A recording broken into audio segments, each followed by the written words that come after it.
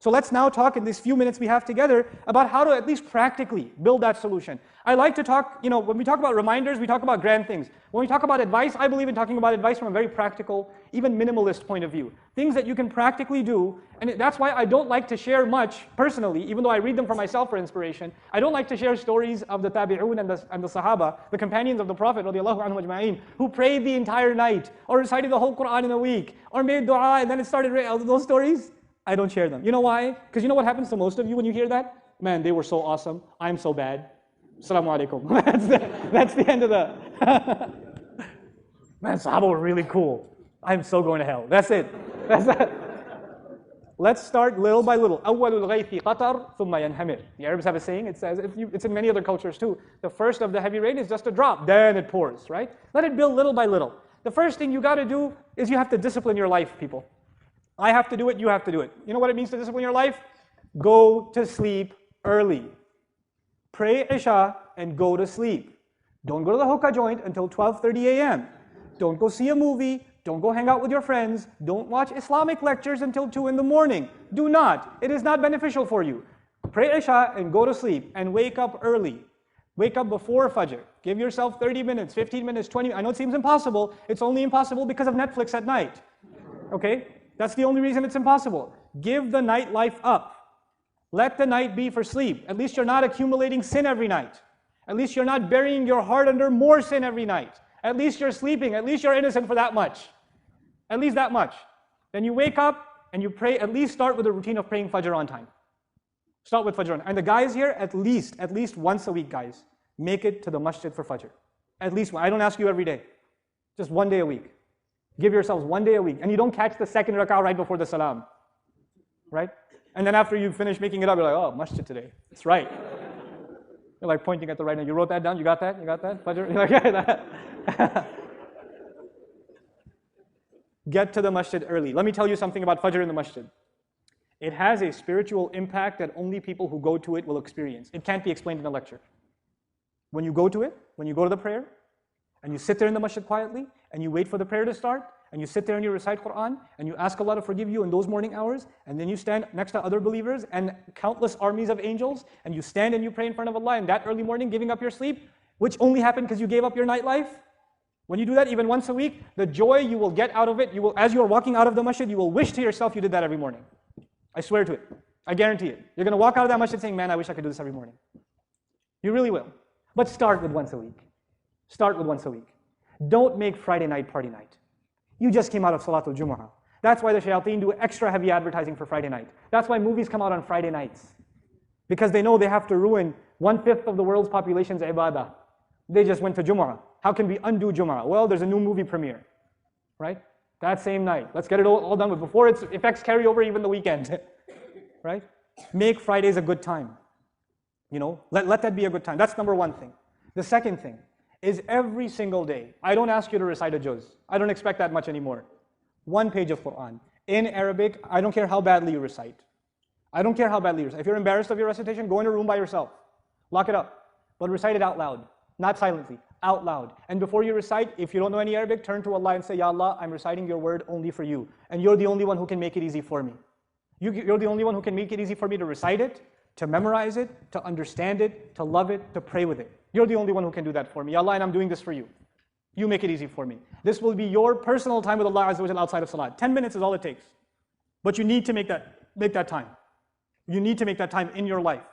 And as your love for the Quran grows, I won't have to convince you in a lecture to give it 10 minutes. You'll be sitting with it 20, 30, 40, 50, an hour. That time will increase for you. It will increase for you. But it will happen on its own. It will never happen though unless you put yourself in a routine. None of these things will benefit your life until they become a routine. You really want to have a relationship with the Quran, start with reciting it. Even if you don't understand it. I'll say it again, even if you don't understand. Brother, I don't understand Arabic. I don't get anything out of it. Yes, you do. You don't even know what you get out of it. You're trying to imitate the words of Allah as He revealed them. You don't think there's a benefit in that? There absolutely is. My teacher, I asked this question when I was dumb, not too long ago. I asked my teacher, what's the point of reciting Quran? You don't even know Arabic. What do you get out of that? He said, let me tell you a story. This is my teacher, Sheikh Abdul Ghani in New York. He told us this story. He said, a boy, he goes to the beach. And actually, he asked his dad the same question. I recite Quran, but I don't understand it. What's the point of me reciting it? So his dad took him to the beach. And he gave him a dirty bucket. It had holes in it though. He said, go fill it up with the water. Go fill it up. So the boy goes to fill up the water, and he brings it back. By the time he brings it back to dad, what's happened already? It's time he goes, go fill it up again. So he sent him like 5 times, back and forth, back and forth, back and forth. He goes, Dad, there's no point, it's empty. He goes, yeah, but you notice a difference? He goes, yeah, it's clean. He goes, now you get it? He goes, oh. Now those of you who still don't get it, you're clearly on Facebook too long, right? Your brains have melted, right? Spend time reciting Quran. Then the third, just a little bit of practical recommendations for you guys. The surahs that you've already memorized, chances are they are from the 30th juz. Is that true? Surahs that you've already memorized, chances are they are from juz amma. One of my personal motivations to do an explanation of juz amma was just that. That if Muslims don't know the whole Quran, at least they know some things from juz amma. I don't say this out of my own, like to promote our program or anything else. I'm just giving you advice. If you guys can benefit from the recordings that we have of the 30th juz, don't listen to the whole thing. You don't have time for it, it's fine. Just listen to the surahs you've already memorized. Not a translation, an explanation of the surahs you've already memorized, the surahs that you're going to be using in prayer anyway. The ones you're going to be using in prayer anyway. So at least those surahs that you've been reciting since childhood, now you have a personal relationship and understanding of them. They've enhanced you in some way. Every time you recite them, it's an opportunity for reflection for you. It's an opportunity for you to get closer and closer to Allah's word. These things, we do them in this life. And if you can establish this routine, the last thing, I don't have a huge list of things. I'll review them with you too. First thing was fix your routine. Second thing was find 10 minutes to do what? Quran recitation. Quran recitation. Third thing was listen to lectures, if not mine, other people's too. Other shuyukh and scholars, there are plenty of tafsir available now. But listen, in addition to reading. I know you'll do reading, but most of you won't do reading. That's why I started with listen. You download it, you passively listen to it in the car. Okay? You're going to find time. When you start reading, you get through 2 lines, you'll fall asleep. I know. I've been there, right? So instead of that, might as well, you're forced to stay awake, you're driving anyway, pop it in and just listen to it, okay? It'll help you tremendously. That's the second thing. Now the last thing. If you can get this into your routine, then you add the next thing. Start memorizing the Quran. Even if it's 1 line, half a line, I don't care. Even if it's 1 ayah for a whole week, I don't care. 20 minutes, 25 minutes, whatever it is, full 100% concentrated time on just memorizing the Quran. This is your little secret, it's between you and Allah. The more Quran you are memorizing, you're telling Allah, Ya Allah, my heart contains 3 more of your ayat. Ya Allah, my heart contains 2 more of your surahs.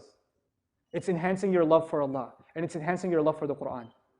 And the more Quran you memorize, then the more Quran you study, and the more Quran you use in your prayer, and it's becoming more and more and more of a companion in your life.